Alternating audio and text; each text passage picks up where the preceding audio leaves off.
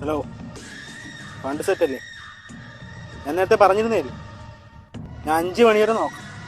പിന്നെ 10 മിനിറ്റ് കൂടെ ഫണ്ട് കിട്ടണം. എന്നെ വിളിച്ച് ഓർമ്മിപ്പിക്കണ്ടല്ലോ. ശരി ശരി. ഒരു 500 രൂപ വെച്ചപ്പോൾ എൻ്റെ സ്റ്റൈല് വെറുതെ അല്ലല്ലേ, ഇരുന്നിട്ടല്ലേ? ഹലോ എടാ, എന്നെ വിളിച്ചോണ്ട് 2000 രൂപടാ. എടാ, ഈ മാസം EMI കടച്ചെടുക്കാനുള്ളതാണെന്ന്.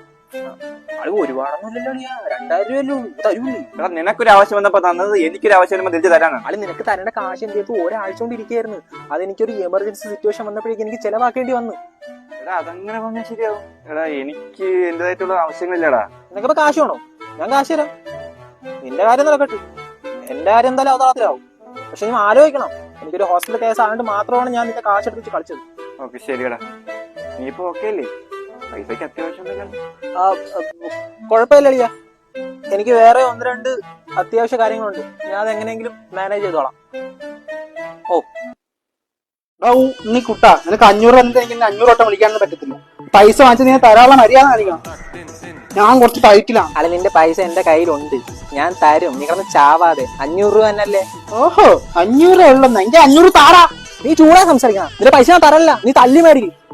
നീ എവിടെ നിൽക്കണം? നീ അവിടെ തന്നെ നിൽക്കും, അവിടെ നിൽക്കും. ഞാൻ അങ്ങോട്ട് വരാം. എന്റെ പൈസ ഞാൻ തരല്ല, നീ വാ, വന്ന് തല്ലി മേടി. ഞാൻ ഇവിടെ തന്നെ ഉണ്ടാവും, നീ വാ.